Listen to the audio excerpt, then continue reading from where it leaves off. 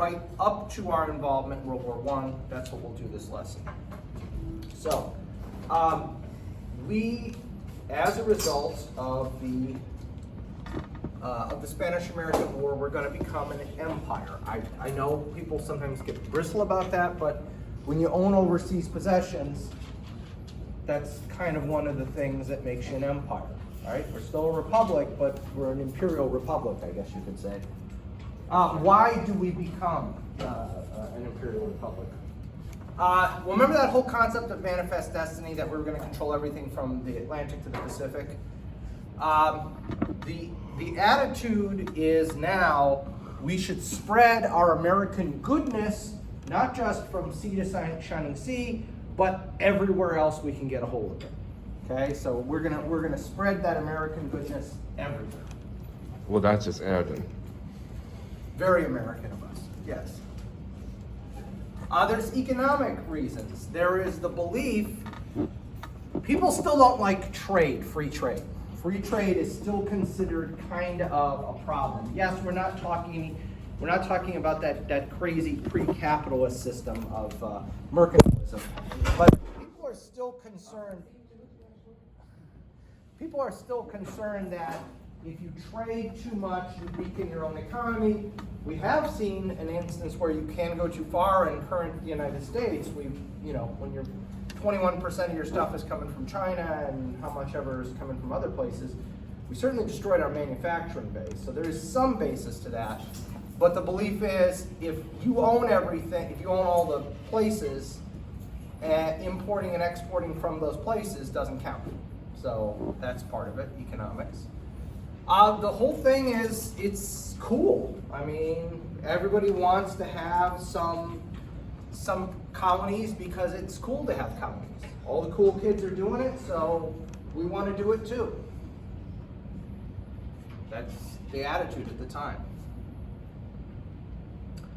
Social Darwinism. Okay, so social Darwinism takes Darwin's concept of survival of the fittest to an extreme, and it basically says that it not only applies to organisms, but it applies to nations.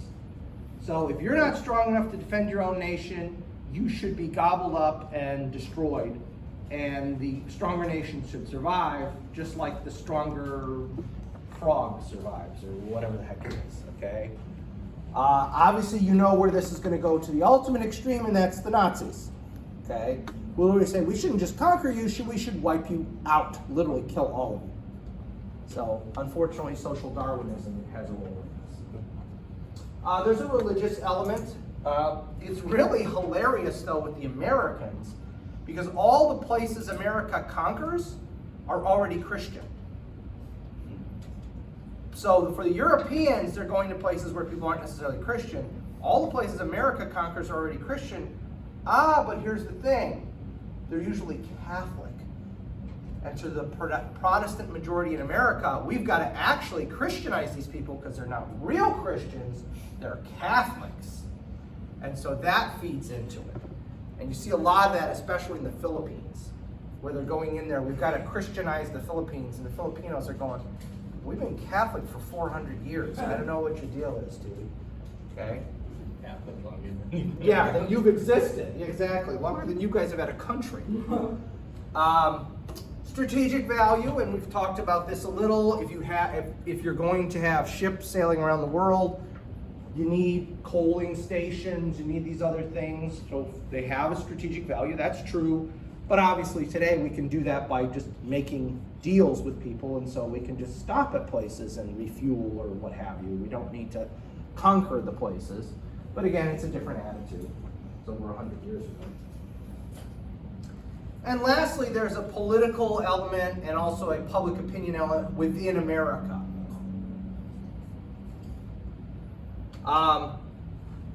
Public opinion goes kind of back and forth on this. At times it's very pro-imperialist, at times it's very anti-imperialist. Politics, likewise, it's not a clear, one party thinks this, the other party thinks that. So it cuts through both parties. So it's not like the Republicans are for, or the Democrats are for. Parts of both parties are for, parts of both parties are against. Again, I grew up when there were still conservative Democrats and liberal Republicans, and we're in a different era for the last, 30 years or so, since the end of the Cold War. The parties are very diametrically opposed. There's no kind of middle ground in the parties, let alone, opposing views, okay? So anyway, so that's some of the issues here that come into why we become an imperialist nation. And some people would still argue that we still are because of Puerto Rico, the Virgin Islands, and the islands in the Pacific. I will say that since the end of the Cold War, all of those places have been given multiple chances to leave. Some of the islands in the Pacific actually did leave. They became their own separate country. All the others have had popular votes. Puerto Rico's had like 3 popular votes since 1990. And every time they've rejected the idea of becoming an independent state. So I would argue since the end of the Cold War, I think it's unfair to say that about our territories. Now about our behavior is a different story. We can go, that's not the place for this, but about our territories, they've been given multiple opportunities to, if they want to go, they can go. And given Puerto Rico's state, I don't think I would want to. If I was Puerto Rico, I do not think I'd want to leave the United States because those poor guys keep getting hammered by hurricane after hurricane after hurricane. I don't know how you're going to do that economically. Anyway, so how does the Spanish-American War actually begin? It begins because of public pressure, because of the sinking of the USS Maine in Havana Harbor. Okay? Now, we've got Americans involved in Cuba. They have been supporting Cuban revolutionaries for decades. Okay? For decades, Americans have been either monetarily or physically supporting Cuban revolutionaries. It's been going on for a long time. Several times Americans have been executed by the Spanish government for doing this, which is within their right. It's their territory, okay? So after one of the more recent incidents where Americans had been threatened by the Spanish government, we send one of our premier battleships, the USS Maine, down to basically do a show of force. Like, hey, don't mess with our citizens that happen to be doing illegal things in your country, because we got a battleship here. And then the Maine sinks, and it becomes, again, this is, when we talk about journalism and the media bias and stuff like that, the media goes hog wild for war. I mean, the media is demanding war after this because those evil Spanish sank our battleship, all that kind of stuff. Here's the problem. Even at the time when you looked at, she said the harbor is shallow enough that this is kind of like in Pearl Harbor, where they sink, but most of the ship is still above the water kind of deal. If you look at the spot where she's damaged, her hull plates have burst outward, not inward. If the Spanish had planted a bomb, and I don't have an example of it, but the newspapers are like having artists draw these Spanish divers, hard hat divers, planting bombs outside the hull and all these fanciful images they're publishing in the newspapers. Well, if the bomb is on the outside, the force goes that way and the plates would be pushed inward. The plates were pushed outward. So the Navy will actually do a final report in 1913. So yeah, way to take your time there. 15 years after this, they'll issue their final report and they'll say, and most likely it was a boiler explosion. Okay? And I don't think any reputable historian now says anything other than it was a boiler explosion. Yeah, that's what happened. The boilers of the Maine exploded, which unfortunately did happen quite a bit in those days. And that's what sank the Maine. It had nothing to do with the Spanish. It had nothing to do with the Cubans. It was a boiler explosion. And the Navy acknowledges that now. But at the time, the newspapers get a hold of this. They demand action. We've got to punish those evil Spaniards. They've got to be shown what's right. And again, there had been this sympathy for the Cubans for quite some time. So we've got to do it. And so, unfortunately, we're at war, okay? We've now just started the Spanish-American War. Spanish-American War is often referred to as the Splendid Little War because it lasts all of about like 2 months, and we get so much out of it. Seems like a pretty good deal. I think this is supposed to be the battle in the Philippines between the U.S. Navy and the Spanish Navy, I'm pretty sure. Okay. So really there's only 2 theaters of this war. In the Caribbean, that we fight in Cuba, and in the Pacific, we fight in the Philippines. And that's it. That's basically all there is to this war. So we'll take them one at a time. We'll talk about Cuba first, and then we'll go to the Philippines. So again, as I said, there's sympathy for the Cubans, and when we show up, when we physically get there, there's Cubans rushing to assist us because they want to be an independent nation. So we have support from the get-go. It really makes the campaign that much easier. So we base our army out of Tampa, Florida. Okay, that's the force that's eventually going to go down and do the attack. The whole prep to get this army together is insane. Again, we still don't have a rational National Guard. So some states, their militia activates and goes on federal service. In other cases, just guys are randomly recruited. Some of the regular army fights. Honestly, it's more fascinating to look at how the army manages to screw up the preparations for the war than the war itself. The war itself is so quick and relatively bloodless. It's not that interesting, but looking at how bad the army is at getting it together. Tampa, you think, oh, Tampa, St. Pete, it's beautiful down there. It's a giant swamp in 1898. So they set up their base there, and what happens? Malaria runs through the camp. Other tropical diseases start hitting the camp. Way more guys are either incapacitated or killed from malaria and other tropical diseases than are actually ever touched by combat. The Navy / Army, because the Army is also responsible for hiring some troop ships. They don't get enough troop ships for the number of guys who are in Tampa. And so literally there's a fight to get on board the ships so that my unit can go ahead and get to the war. So Theodore Roosevelt, who was the Assistant Secretary of the Navy. Now in those days there wasn't 50 Assistant Secretaries of the Navy like there are now. Okay, now there's like literal, I mean 50 is an exaggeration, but not by much. I would not be surprised if there's literally 20 Assistant Secretaries of the Navy. In those days it was the Secretary of the Navy, Assistant Secretary of the Navy, and that was kind of it, okay? So he's the Assistant Secretary of the Navy.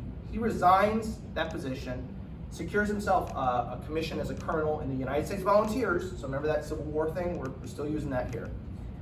Organizes his own regiment, which is the first U.S. Volunteer Cavalry Regiment. They're known as the Rough Riders. That's the nickname they get. They are really an eclectic group in that they have some genuine, honest to God, like cowboy kind of guys. And then because Roosevelt is a wealthy New Yorker, they've got like a bunch of his buddies that he went to Harvard with. And some of them are serving as privates in the regiment. It's a really eclectic group of guys that are in this regiment. So when they're trying to get on board ships, what does Roosevelt do? Well, Roosevelt's rich. He goes over and bribes one of the captains of these troop ships. And he says, basically, take your ship back offshore, and I'll signal you when my regiment's ready, and you can come back in and pick us up. So he just hands, I don't know, I assume he hands him an envelope full of cash and says, hey, take care of this for me. And the guy pulls out, and then when Roosevelt's got all his guys on the thing, and he sends over some sign, I don't know what he does, shoots a flare, I don't know. And then the guy comes back on and they load. But nobody thought about horses. So the first U.S. Volunteer Cavalry Regiment only takes 2 horses with, because there's no space for the horses. So Roosevelt's horse and another guy's horse. Roosevelt technically at the beginning was a lieutenant colonel. So the lieutenant colonel, he brought his horse, and the colonel brought his horse, and that's it. All the other guys walk, despite the fact that they're cavalry unit, because nobody thought about the horses.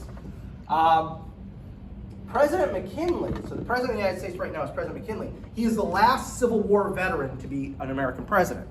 He had been a major during the Civil War. McKinley remembered what happened to Lincoln. Remember where Lincoln calls for those 90-day volunteers, and that backfired on him? So what does he do? He calls for 100,000 one-year volunteers. Well, the whole thing lasts like 2 months. And he's criticized later on, and Congress is saying, well, you wasted money. And McKinley's like, look, I learned from history. Lincoln did this, it bit him in the behind. I tried to avoid that. Okay, so we got too many extra guys, so what? Discharge him. But he's accused then of wasting taxpayer money by calling for 100,000 volunteers for a war that lasts 2 months. And into his mind, he says, look, I'm doing the responsible thing. I'm trying not to repeat a stupid episode in history. We've got too many guys, that's a good thing. You know, when are you going to complain that you got too many people? Usually it's too few. Anyway, so they finally set sail. They finally get down there, okay? They land. I do not know Spanish, but I swear that looks like daiquiri. Doesn't that word look like daiquiri? Daiquiri? Isn't that daiquiri?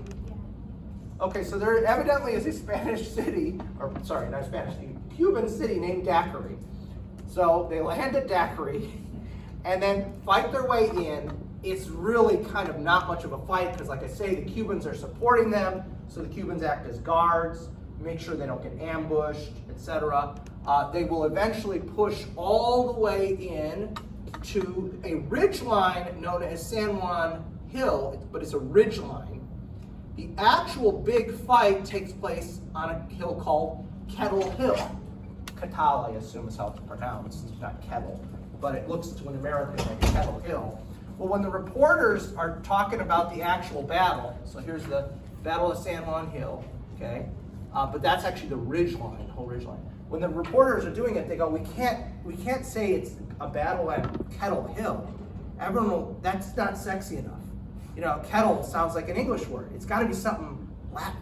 So they keep calling it the Battle of San Juan Hill, even though it didn't take place on San Juan Hill. Why? Because that sounds Latin. That'll sell papers, please.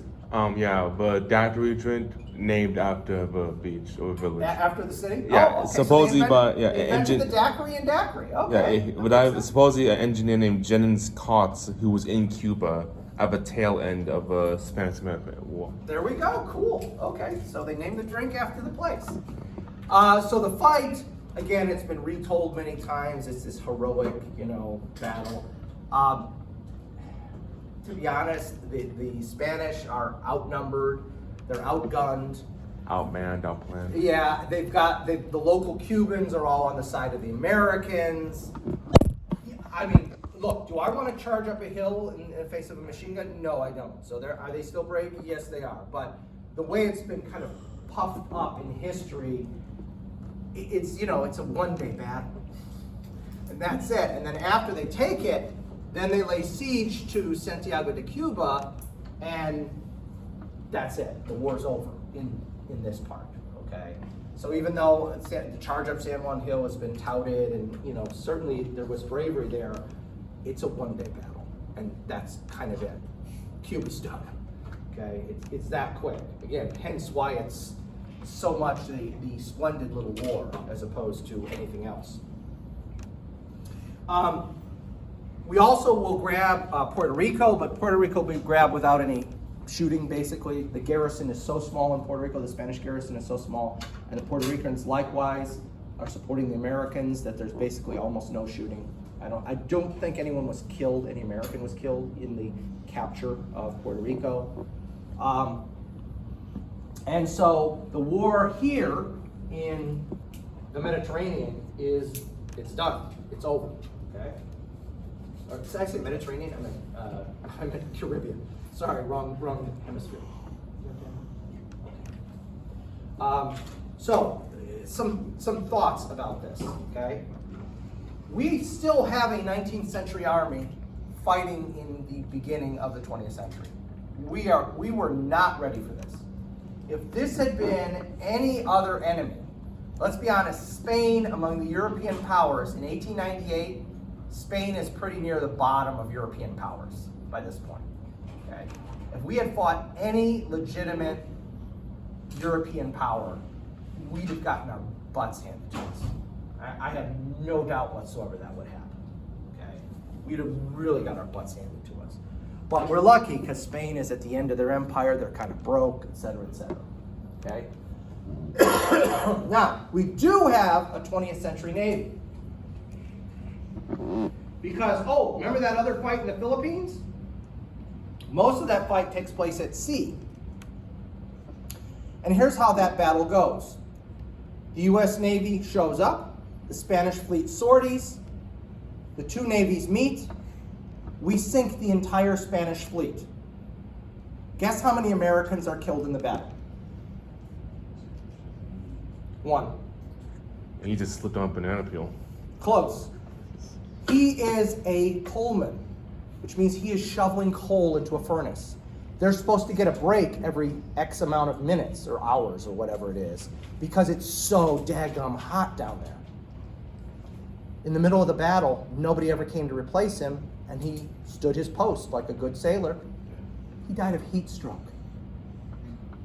The only American killed in that battle against the Spanish fleet in the Philippines dies of heat stroke. Not killed in combat. He stood his post and then eventually just passed out, and by the time they did something, it was too late. And he died of heat stroke. I mean, it's the tropics, and you're next to a huge furnace.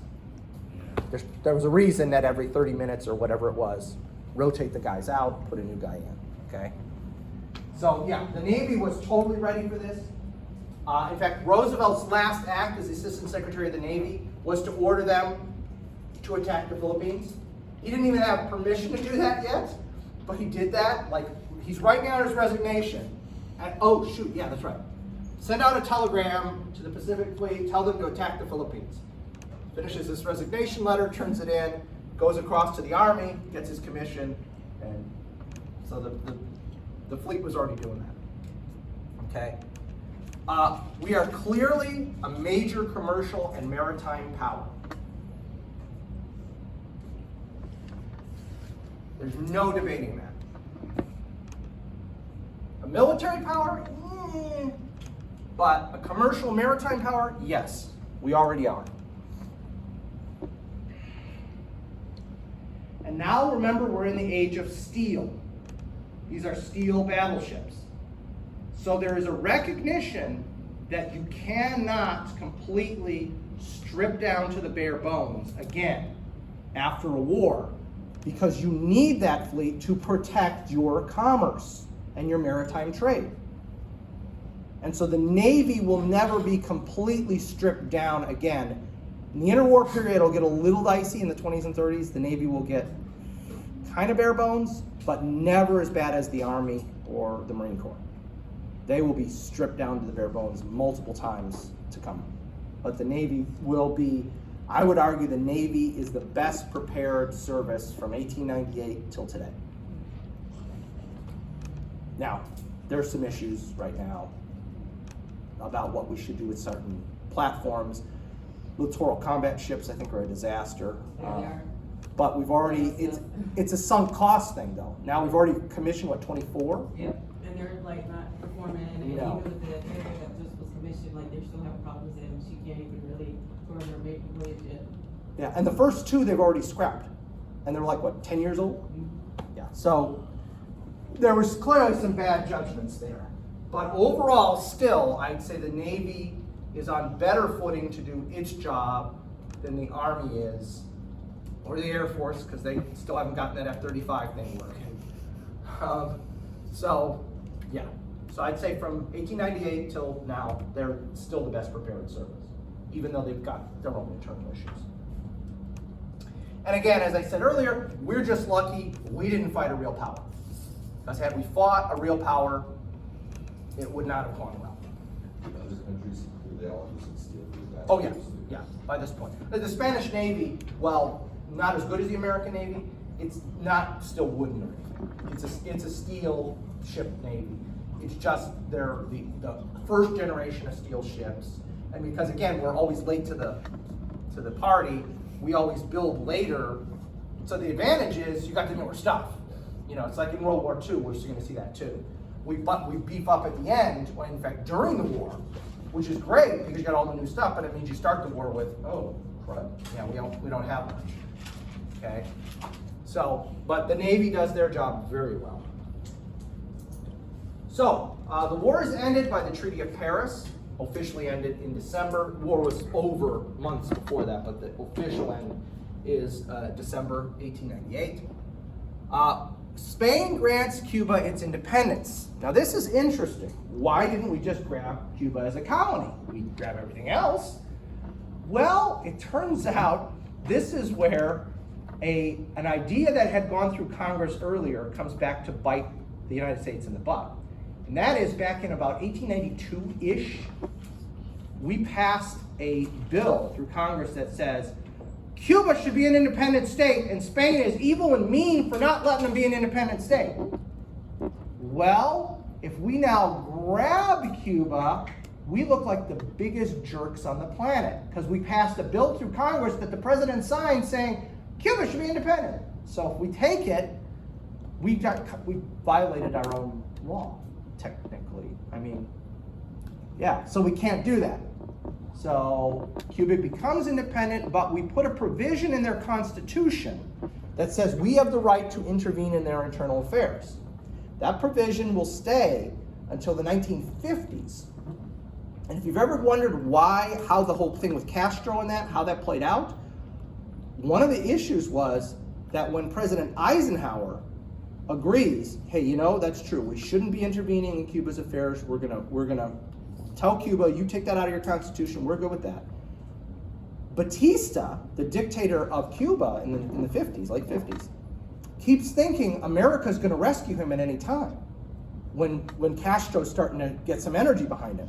And Eisenhower keeps telling the State Department, make it clear to Batista, I'm not doing anything. We just had them take that thing out of their constitution, we're not getting involved.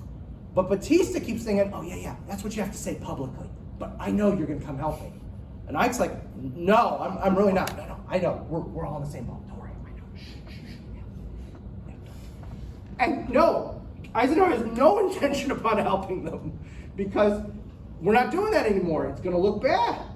And so that's a friend of mine who is a professor here, Dr. Alvarez, who is Cuban himself.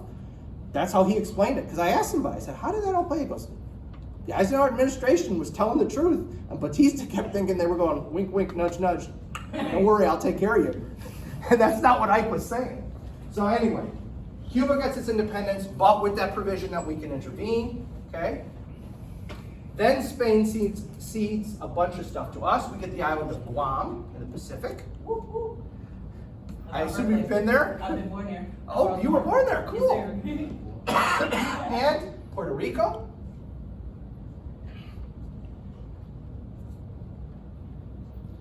And officially, we buy the Philippines. Officially, we don't take it, but we buy it for the sum of $20 million, which doesn't even cover the cost of the fleet we just sunk. So,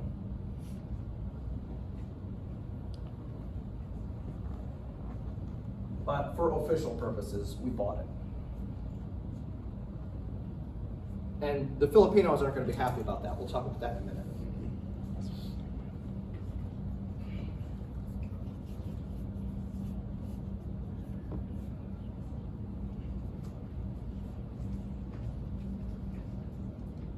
So what's the significance of all this? Why should you care? Well, we are now a real global power with colonies.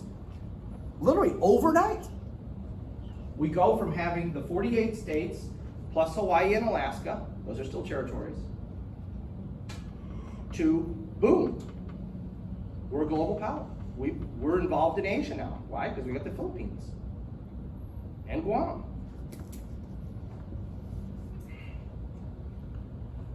And so Asia now comes onto our radar for the first time for the first time in American history.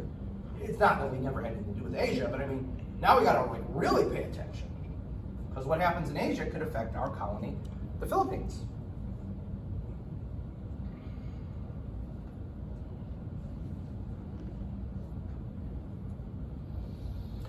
Having said all that, again, it looks really good, but let's talk for a few more minutes about how we performed in this war, okay?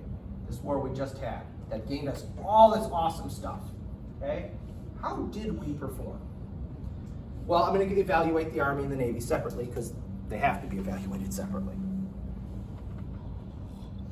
Let's start with the good, in this case, the Navy. So, the Navy had a plan before the war started. This all goes back to the founding of the Naval War College in 1884. One of the things they started doing at the Naval War College is planning. Yes, they have a staff as well in Washington, and they're involved too, but throughout the early history of our military educational institutions, one of the things they would do is for the big project, kind of like a thesis, if you want to think of it in those terms, kind of like your thesis to graduate. Your big project is, okay, let's say you guys are the class, because these are going to be small classes. Probably going to be a little bigger than this, but you're the class at the Naval War College in 1897. Okay, so here's our Marine representative, and then everybody else. Okay, so your big class project at the end of the year is, we'll just look at a map and pick a country. Spain. Okay.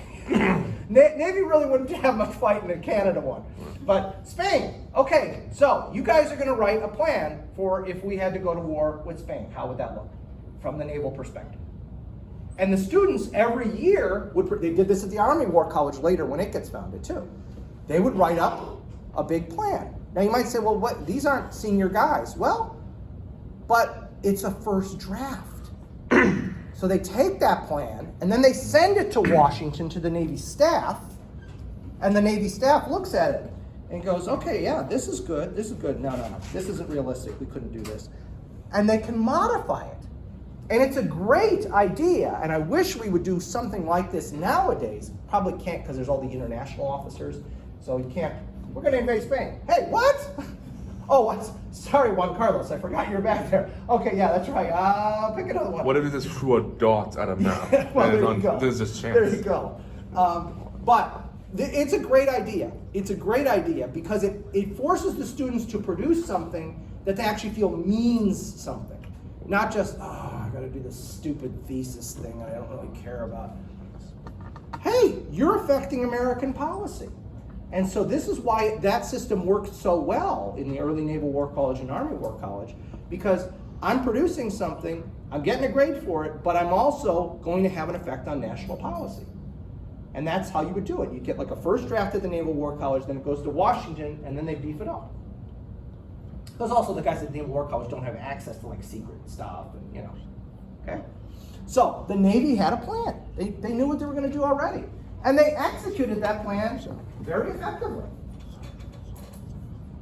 I mean, quite frankly, unless you're talking about the little bit that went on in the Caribbean, a lot of that being the Army's fault, you know, with not hiring enough transports and stuff, you could almost say the Navy did like nothing wrong at all. Like it was like an A performance. I'm a teacher, so I always grade. They get an A, okay? They did everything right, okay? They fought well, they were professional. I mean, what else can you ask for?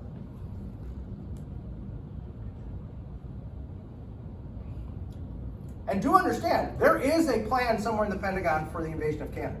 Right now, I do not know that because I'm violating some kind of secrecy. I was a lieutenant. I had no access to any of this. But I guarantee you, somewhere in the bowels of the Pentagon, there is a plan for the invasion of Canada. There's a plan for everything, okay? How good that plan is, that's another story. Operation Snowblind. Yeah. What's that? I was saying they probably only put so much work into certain. Yeah, exactly. Yeah, that plan is probably still on paper in a filing cabinet, as opposed to being digital where we can just print the button and it'll start printing out copies. Yeah, exactly. Hey. That horrible taxes on that whiteboard. What's that? I just noticed that terribly drawn. Oh wow. It looks like I drew it or something because I'm that bad of an artist. Hey, What's that? who names operations? I was wondering.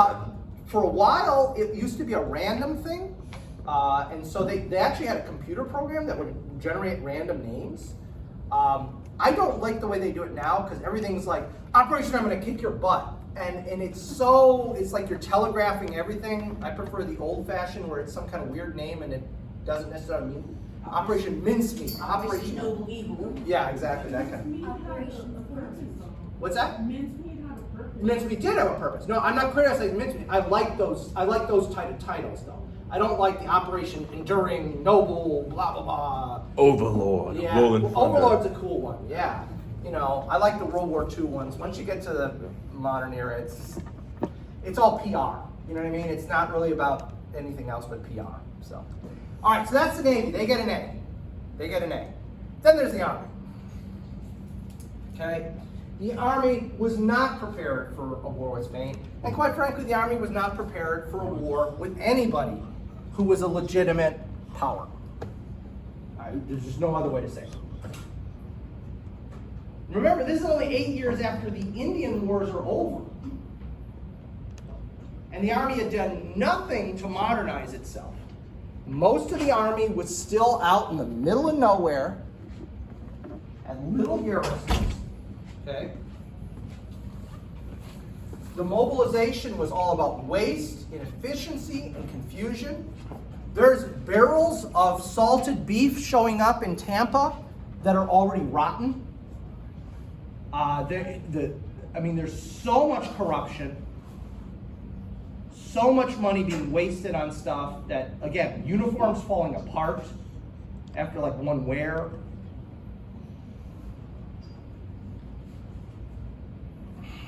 So a lot of the standards that are later adopted for the government accepting certain things will come out of this, the reforms that will come out of this.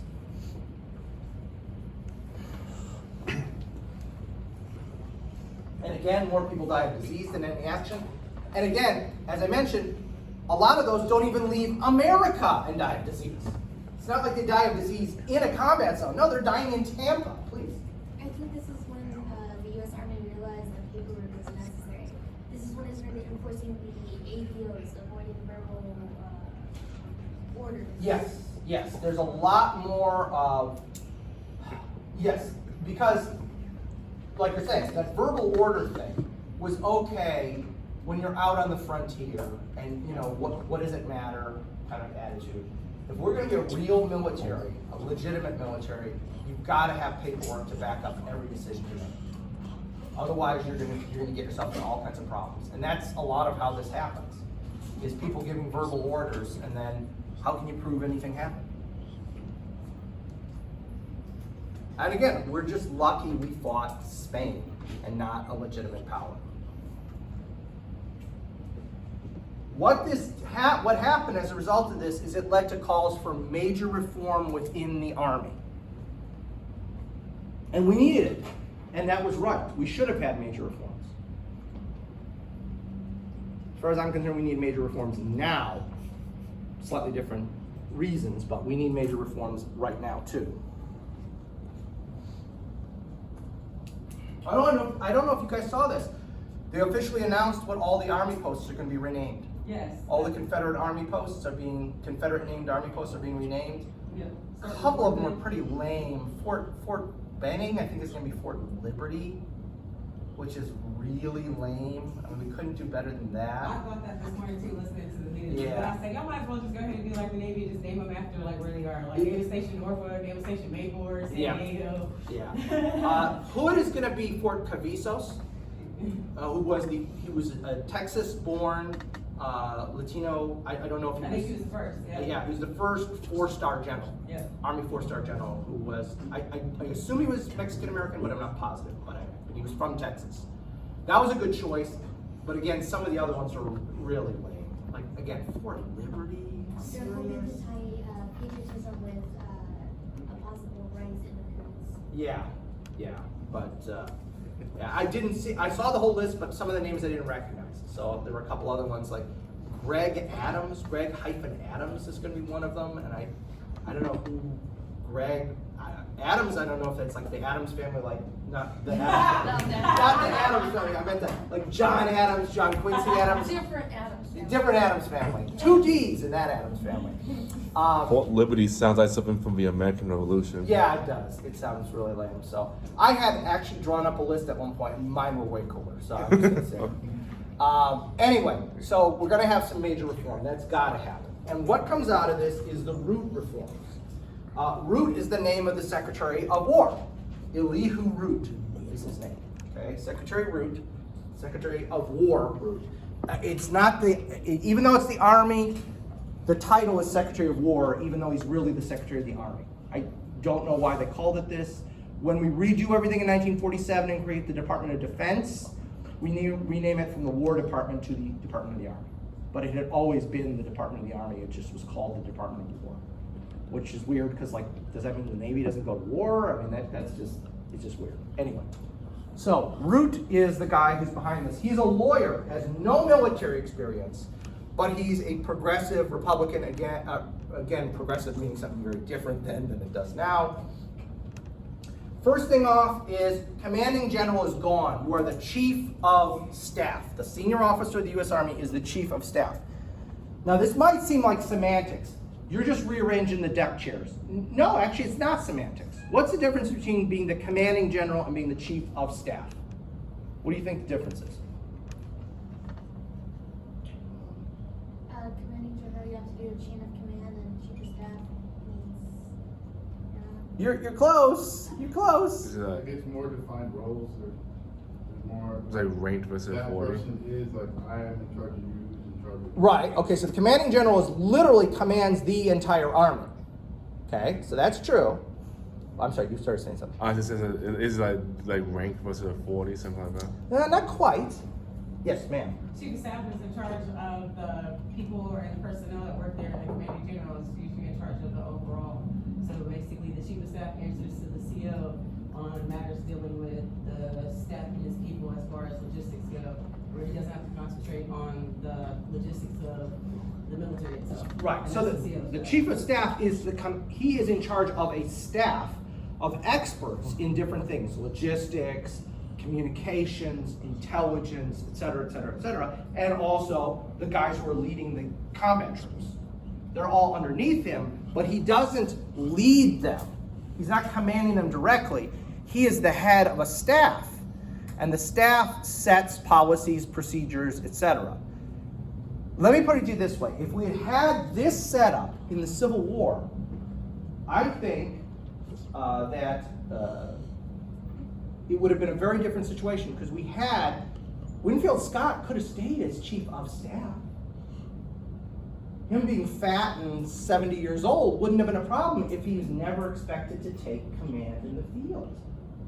He would have been a much better leader than most of the other guys they have until Grant takes command.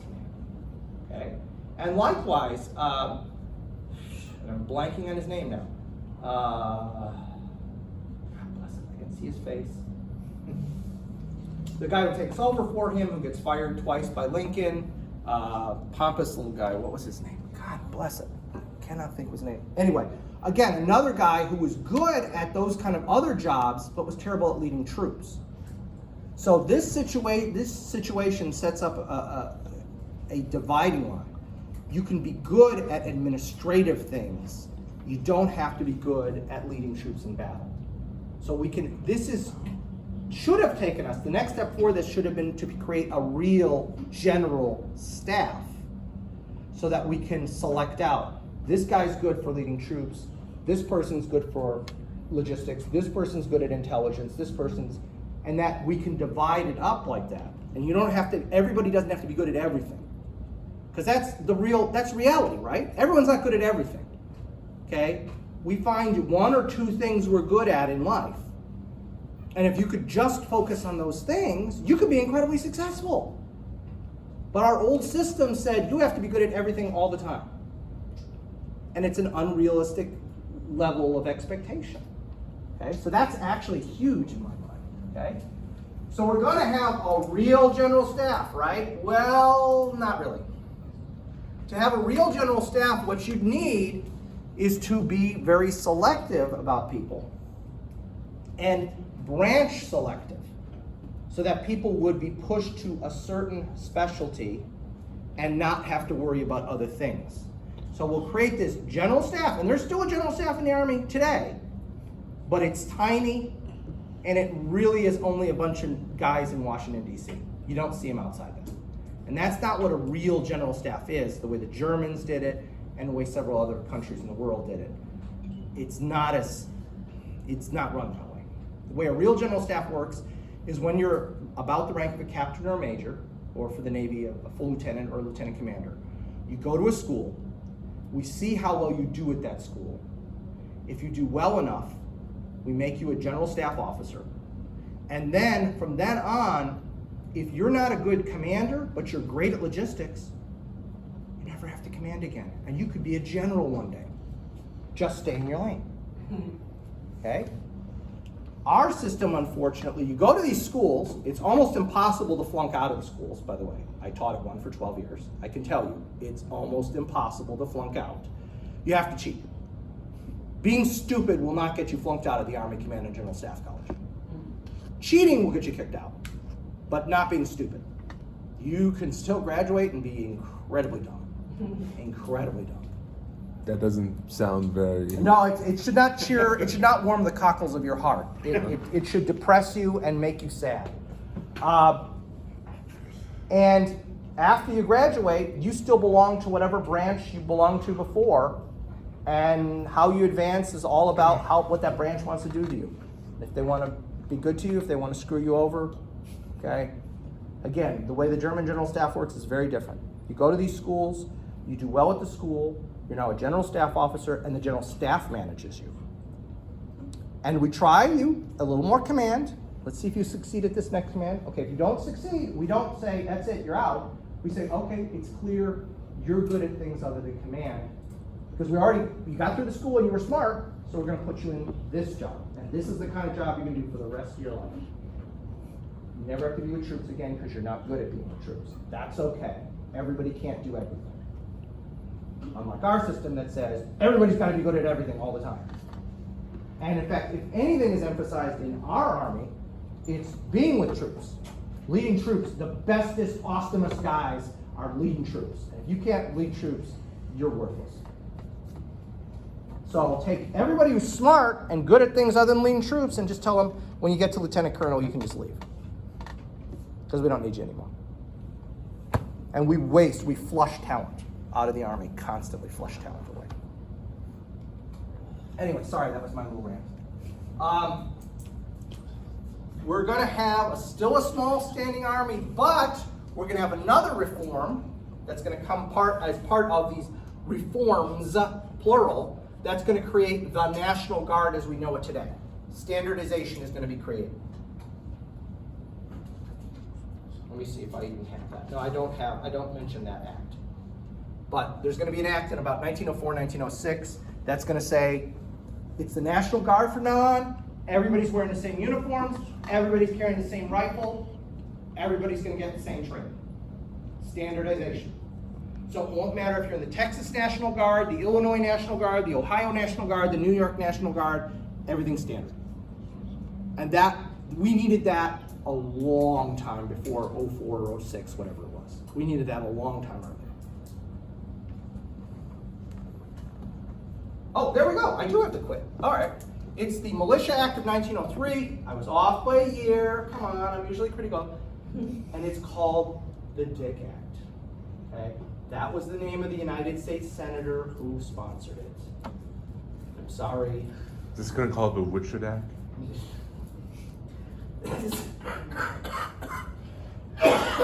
You're terrible. You're a terrible human being. What? I can't help that. I feel bad for people who have names that. Is that his first name or his last name? Last name. His last name was. Yeah, because I have an uncle named Richard and he insists on using that as his name, so Yeah. it is what it is. Yeah. But that was the man's last name. There was a Marine full colonel at Leavenworth when I was there. He was the Marine liaison. I'm not making this up. His last name was Wimp. W-I-M-P. I can beat you. My sailor of the year at my command, his last name was F-A-G-G-E-T. And he would tell everybody, like, and even when it was boot camp, like, you know, they'd be like, boot camp was horrible. But when he was at medical, try not to offend him, they'd be like, fat Jay. He was like, no, it's faggot. You can say it, it's faggot. It's like, did So he ever here's the kicker explain, part. like, oh, it's just a bundle of sticks? Yeah, and Yeah, it's a that's bundle just of like- sticks. That's what it means. Yeah, And then originally here's the it's. best part. it's a So bun- it's just like, my joke was, so I was like, so he got married and the girlfriend, her name was Ariel. So her name was A. Knox, and then it became, you know, so I said, Ariel, let me make sure I understand this correctly. You married Ed, and you became a faggot, and then y'all had a little boy, and you became a little faggot. Oh, that's so cute! So it's just like, you know what I'm saying, it's one of those things where it's like, I have to be politically correct in the naming, and it's just like, when I don't get mad at him, I'm just like, I'm mad at you, and I mean your last name, like the one, like not your last name, the other one, the one that enjoys it, so like, that's why, yeah. I just wanted to go on record since this is being recorded. I did not say that word. I did not say that word. Yeah. I coughed when Yeah. I laughed, but I did not say the word. I mean, he would Okay? say it proudly, like, he was like, yeah, that's me, that's my name. I'm like, I'm sorry. I would change a letter, just a letter. You know, I don't know. You can get creative. Get there Right. with it. If I change the O, it makes it or you could just have an accent, like, you know, just have an accent, you know? Fagé. Yeah, it's French. It's French. Right, that's Fagé. You know, Fagé. there's a French basketball player. His name is Steve O.U. Fat. Steve. Steve O.U. Fat. Oh. On his O.U. jersey, Oh, God. It says O.U. Fat. Oh my God. Yes. So again, I have a long, unpronounceable last name, but at least it's not fun. It's just Right. long and unpronounceable. So I feel bad for people, but yeah. At least it can't be used as an insult. No, Yeah. and it's funny because I knew a guy who was Ukrainian, and he had another long, unpronounceable name. And when he was in basic training, one of the things he said he loved the fact that most of the time the drill instructors could find some rhyme for your name to insult you with, and every time they'd get to him, they'd go, "You son of a bitch!" You know, it's just like that because they couldn't come up with a way to make his name turn into some other thing because it was this long, unpronounceable Ukrainian name. So. Anyway, so yeah, Colonel Wimp and Seaman Fagé. But yes, this is the senator who sponsored the bill was Senator Dick, and that Militia Act is what changes the militia to the National Guard, and it was long overdue, okay? Equipment, training, everything is gonna be patterned after the regular Army, and we're gonna have uniformity. Because that's another thing this war showed. When you look at the guys who do the fighting, if you were in a militia unit, they're literally still using black powder single shot rifles, whereas the Army has already transitioned into the Krag Jorgensen bolt action rifle with a 5-round magazine and smokeless powder. So, okay, so black powder versus smokeless powder. Smokeless powder is much more complicated to make. It involves chemical processes that I don't understand. Okay, whereas black powder, if everybody probably learned that in chemistry class, you know, what are the 3 things you need and what the percentages are. And if you didn't, that's because they didn't want you blowing something up, so they didn't tell you in chemistry class. But, you know, I could make black powder if I had to. You can't make smokeless powder without a huge chemical factory. It's far more complicated. It's more powerful. You need less of it for the amount of black powder. It also doesn't make as much smoke, and it doesn't foul your barrel as much. So you don't need to clean your weapons as constantly, okay? So that's what the Army is using, this new black smokeless powder, bolt action rifle, 5-round magazine, and you got the militia guys showing up with their kind of vintage 1870s single shot trapdoor Springfield repeaters in 45-70. Yeah, it'll still kill you, but holy mackerel, that's like a generational difference. So we need this. This really needs to happen, okay? Now, immediately after we've quote unquote taken the Philippines or bought the Philippines, depending on your point of view, there's a Filipino insurrection. What happens is the Filipinos greet the Americans. Oh, thank God you've come, you've liberated us. We've been trying to fight against the Spanish for so long. Okay, well, it's all over, thanks. Nice meeting you. You can go home now. Oh no, we're staying. What? Okay, and so understandably the Filipinos start an insurrection against us that they had just done against the Spanish.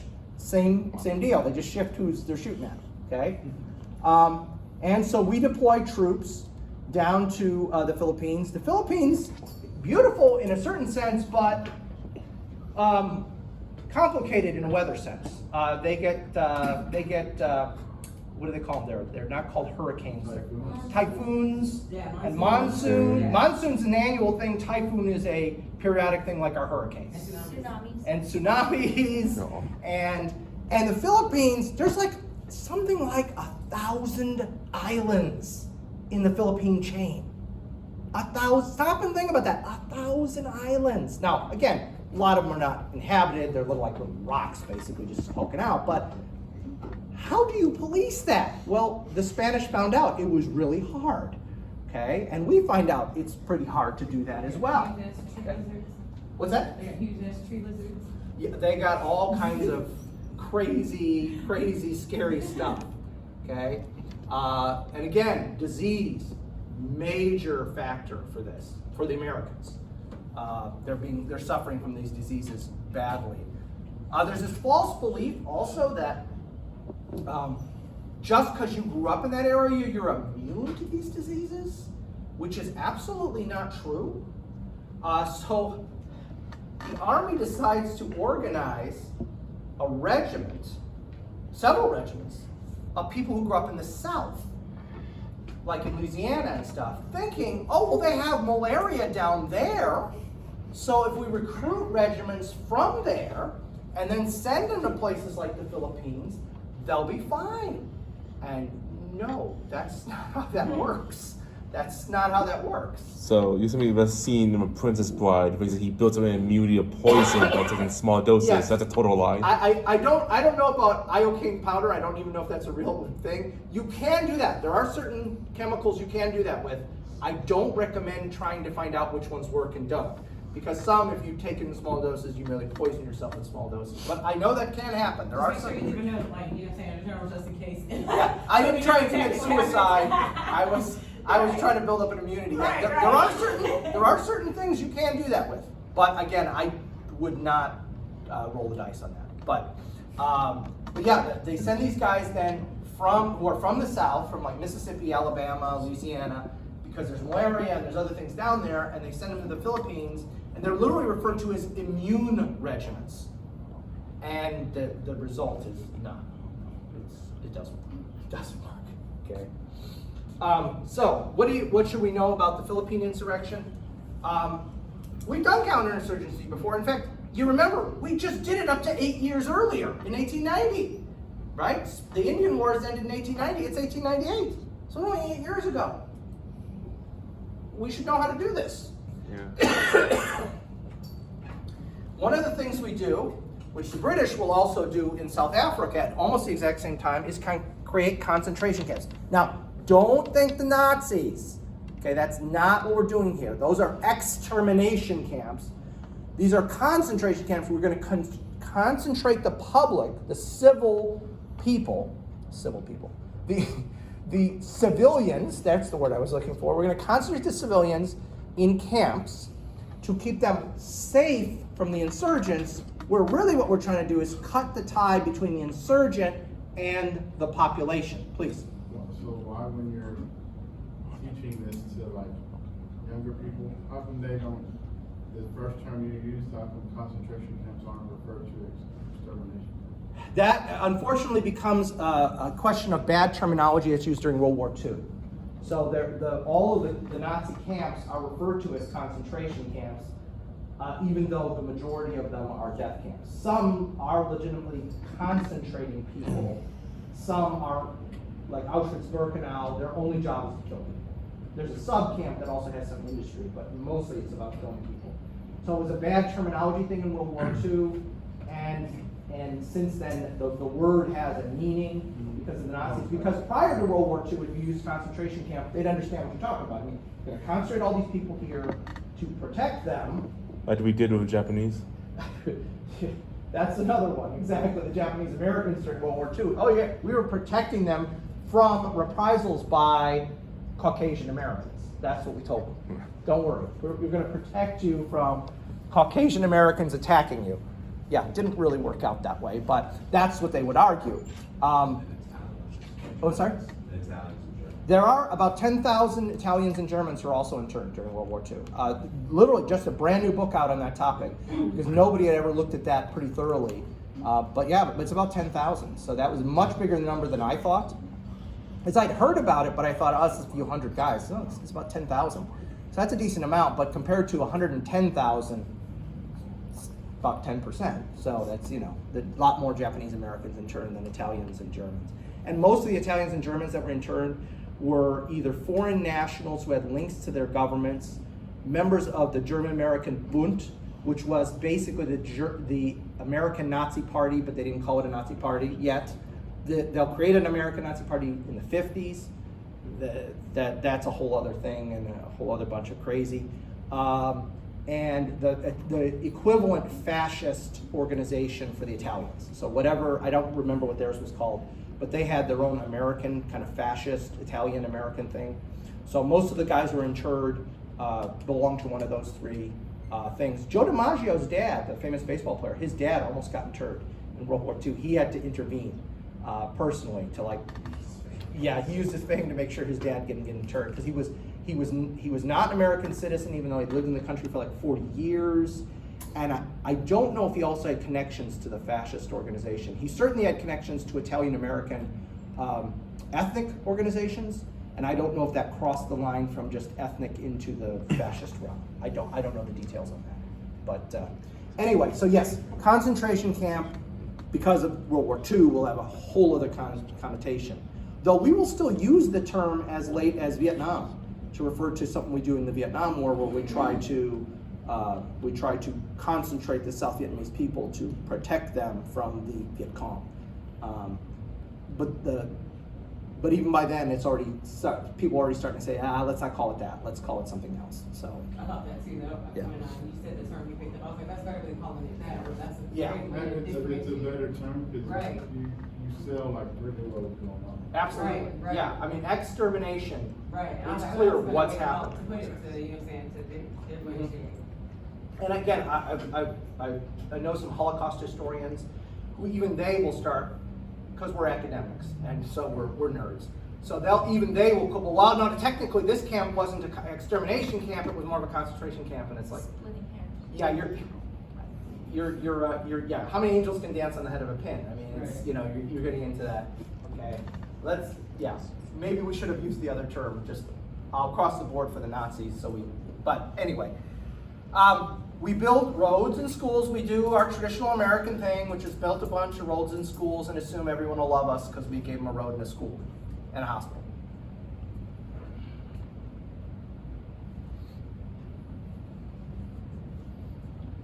And it's not that the people don't want those things. They do. They like it. They appreciate it. But they still want to be their own country. I mean, you could come in and, do a makeover on the house, but if at the end of it you're living with me in the house, I'll take my crappy old house with you not living in my house. The fact that you did a makeover, but now one of the bedrooms is where you live.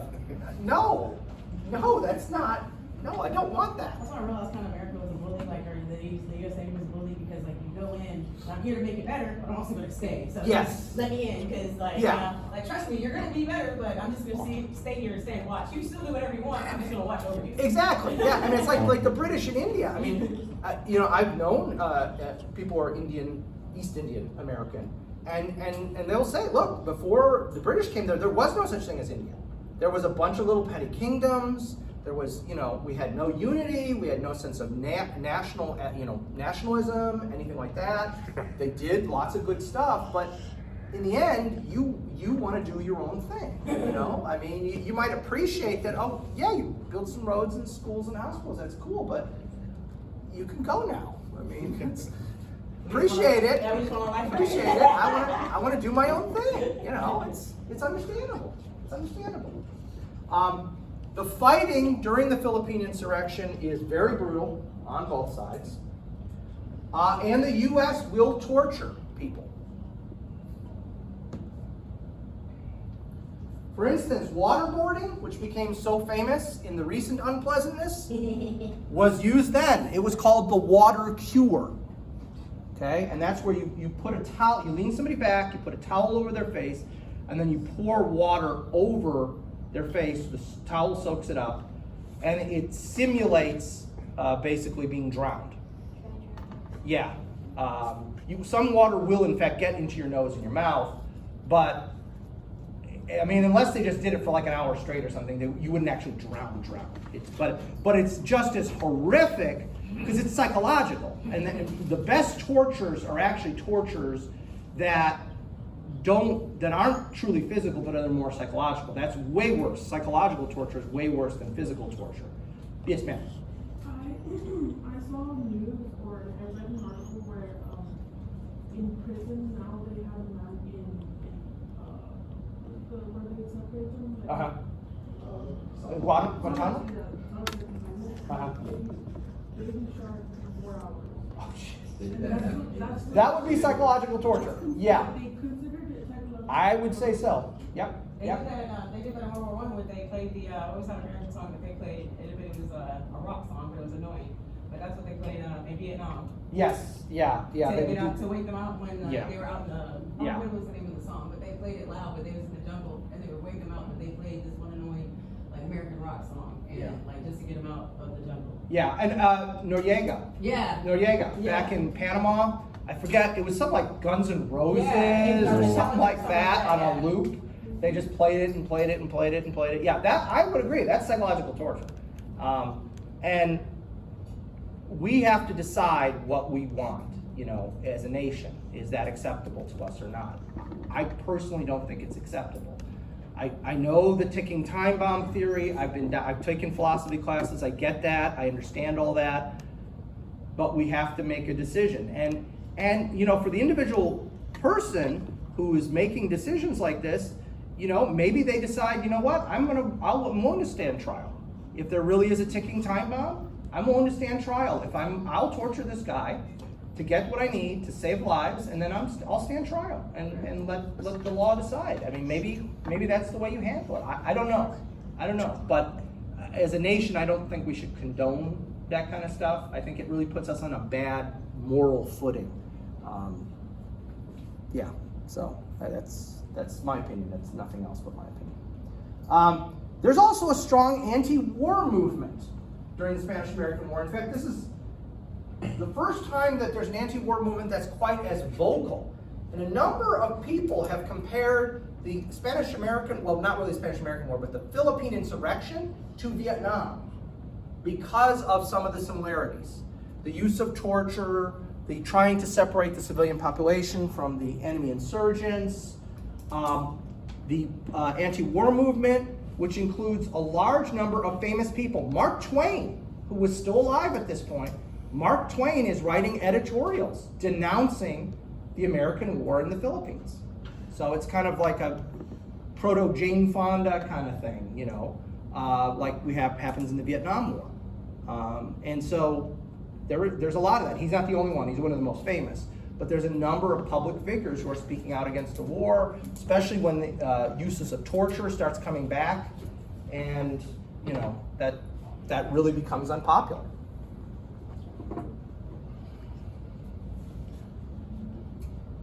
And how bad does it get? Well, I want to show you a quote from a brigadier general who was fighting in the Philippines.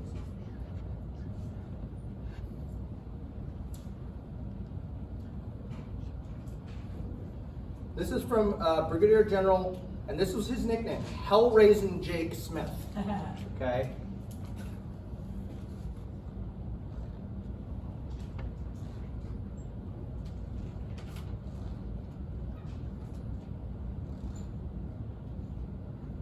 This is a U.S. Army Brigadier General saying this.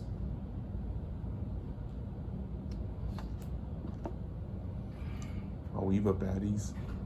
What's that? Are we the bad guys? Well, yeah, it does raise that question. I get the reference you're making. The British. Yeah, British. Especially because it says all who are capable. of Yes. How young do you gotta be to carry a gun? 10 and above, according to some U.S. Army commanders. Yeah. What's that? As long as you can hold it. That's right. And one of the slogans that comes out is civilize them with the Krag. And that's the Krag Jorgensen, that's the action of the Krag Jorgensen right there. Which again, the Filipinos would say, we've been a civilized society for 300 and something years. You guys weren't even a country. Reminds me of that Vietnam massacre. Yeah, Milan. Yeah. Which if you've never actually read about it, it's way worse than I thought it was. I actually did some research when I was in grad school, finally read up on it. This conflict thankfully only lasts for about 3 years, okay? And then the war in the Philippines is over. Thereafter, the Christian Filipinos are on our side. However, in the south of the Philippines, there is another group who are commonly known as the Moros. The Moros are indigenous Filipinos who are Muslim. And they have been in conflict with the rest of the Philippines since the Spanish came. So this has been a pretty much continuous 400-year conflict. There is still an issue. The modern Republic of the Philippines is frequently involved in operations in the south of the Philippines in this area to this day. I have Filipino-American friends, and yeah, it's still going on. Recently, some of the groups down in the south of the Philippines have linked up with ISIS and have linked up with other groups, some now defunct, some still active in the Middle East, and carried out a terror campaign. There were bombings in Manila a few years ago. Okay, so we get involved here. The Moros are known for fighting with these really wicked-looking swords, these kind of wavy-bladed swords that are known as Kriz, K-R-I-Z, I think is how it's pronounced, or spelled rather. And what they're known for is they would take narcotics before going into battle, and then they would take and tie off around their joints. They would tie off their joints so that if they got shot, they didn't bleed out really quickly. And so they would be high on narcotics, and they would do very close-in attacks with swords against the Americans or previously the Spanish. And in fact, the Colt 1911 pistol, which is arguably one of the most famous pistols in the history of gun making, was designed specifically to deal with the Moros, because the argument was the 1896, I think it was, Colt, which was in a 38 caliber round. The 38 caliber round would hit these guys and nothing would happen. And so the 45 caliber slug, the 45 auto slug, was designed specifically so it would hit and knock down an opponent. So if you're within 30, 40 yards, it was designed to be so heavy that when it hit you, it knocked you down or at least slowed you down so that the soldiers had a chance of actually killing the native. And again, officially this war ends in 1913, but like I say, that has been a problem in the Philippines for 400 years, 400 plus years to this day. Okay. Was that a reenactment, or was someone just on the battlefield painting that? I think this was one of those after the fact, well after the fact, yeah, if I remember correctly. One more slide, and then I'm going to be out of time. So between 1866 and 1900, the U.S. Army, if you remember, I already showed you this, had 25 infantry and 10 cavalry regiments. Now we're in imperial power. So between 1901 and 1915, how big is the Army? 30 infantry regiments, 15 cavalry regiments. So we got a whopping 10 extra regiments to police Guam, the Philippines, Puerto Rico. That's it. 10 regiments. So once again, the government's being cheap. You've got this huge area, 1,000 islands in the Philippines, plus Guam, plus Puerto Rico, and they gave us a whopping 10 more regiments, which at full strength would only be 1,000 guys. Oh, sorry, 10,000 guys, 10,000. This is 1,000 per regiment, 10 regiments. Sorry, math's not my strong point. 10,000 guys. At full strength. And they're never at full strength.